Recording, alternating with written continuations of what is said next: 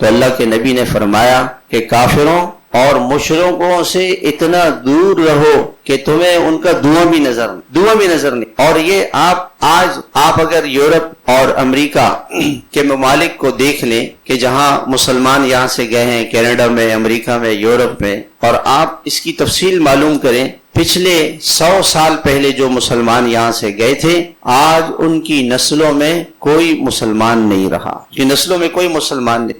وہ ہمیں ویزا یوں نہیں دیتے، وہ تو چاہتے ہیں کہ مسلمان وہاں جائے۔ آج ہمارے ساتھ ایک مولوی صاحب جو کسی کافر ملک میں امام تھے مسجد، کہنے لگے کہ ہم لوگ بیٹھے ہوئے تھے، 2 مسلمان لڑکے آئے اور کہنے لگے کہ جی ہم آپس میں ایک دوسرے سے شادی کرنا چاہتے ہیں، مولوی صاحب آپ ہمارا نکاح پڑھائیں۔ مسلمان لڑکے 2 آئے ہمارے پاس اور انہوں نے کہا کہ ہم مسلمانوں نے کہا کہ ہم آپس میں آپ ہمارا نکاح کرائیں۔ لڑکوں نے یہ کہا۔ تو مسلمانوں کی نسلیں آج وہ محفوظ نہیں رہی ان ملکوں کے اندر۔ ہمارے بڑوں نے اس بات کو سوچا کہ اللہ تعالیٰ ایک ملک ہمیں دلا دے جہاں پہ ہندو نہ ہو اور غیر مسلم نہ ہو، مسلمان ہو، اسلامی معاشرہ ہو۔ یہ دنیا کے اندر وہ واحد ملک ہے۔ دنیا کے اندر 2 ملک ایسے ہیں جو صرف اسلام کے نام پہ بنے۔ ایک مدینہ منورہ ہے، آپ صلی اللہ علیہ وسلم مدینہ منورہ تشریف لے گئے اور اسلام کی بنیاد پر